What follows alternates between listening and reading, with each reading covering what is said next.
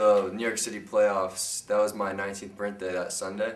I had to do Fox and Friends morning show at like 6 in the morning. I had to be there, and I had to wake up at like 5:30. So I just ended up not even really going to sleep. I probably took like a 15-minute nap, just dozed off.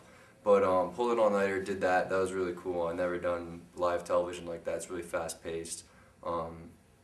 Had the green screen behind me, and I had to fake like I was playing campaign mode. So you can see me like talking to the reporter while still like turning grunts and elites at the same time. And then that Saturday, the 14th on the playoffs, I did Geraldo at Large, did an interview with that guy, and that aired that Wednesday. So that sort of started the whole media thing. October 8th, I was on the front page of the Palm Beach Post, and that picked up a lot of coverage through that. So the last 2 weeks, I've had an interview or a television crew coming over to my house like every single day. In December, I'm in My Business magazine, EGM, Game Informer, doing some Boost Mobile things. I have a photo shoot that I did in Chicago. That's going to be all over the magazines, and definitely it's going to be in the Game Informer December. So I've just been doing a lot of media things since then, but if I'm not doing the media, I've been practicing 10 hours a day probably for the Las Vegas tournament. I flew out to California last week and was there for a week at Fonzie's, and ended up landing at Ramby's doing 2v2s and stuff like that because his team wasn't there. We have a coach now, Detached, who won the MTV Best Gamer on Campus. He came to my house a week before we went to California. So pretty much I got back from New York City, we practiced online, and then Detached came over a week after the tournament, and then Vegas was right around the corner. The only thing that's distracting is when I did ABC. What happened was they messed up on some of their camera settings, and I had to redo that interview, and that took up 3 hours by itself when they were there that Wednesday, and then I had to do 2 more hours on Thursday, and that was unexpected. That went from 8 to 10 at night, and that's when I normally practice. So that's kind of where it interferes. You also got to prepare for things like that. You got to get ready, do things out of the ordinary, because you can't just do what you'd normally be doing at 6 o'clock. I'd probably be watching TV for an hour, like eating, and they want you to play Halo.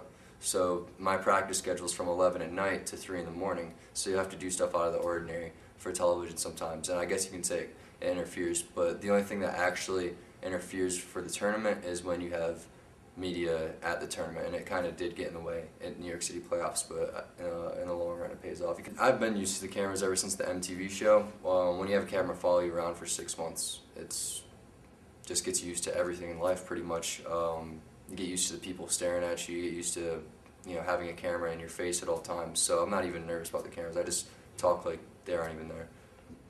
I've just been playing more than I've ever played before. I've been working out a lot. That's about it.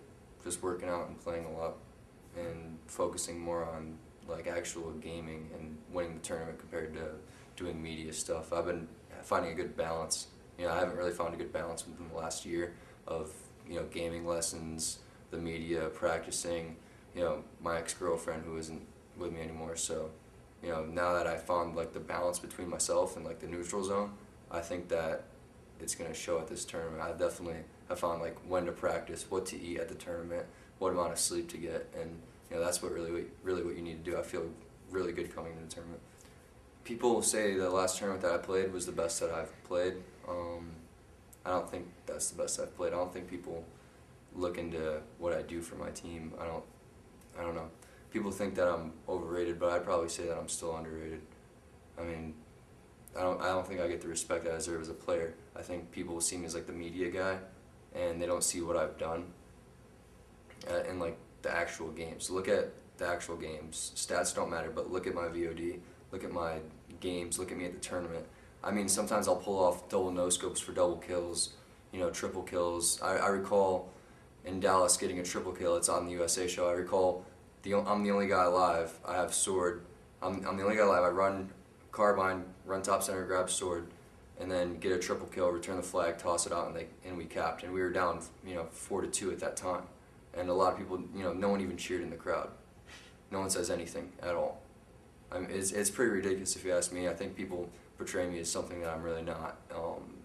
And I think in time it'll eventually show, but I mean, you're gonna see, people will see eventually.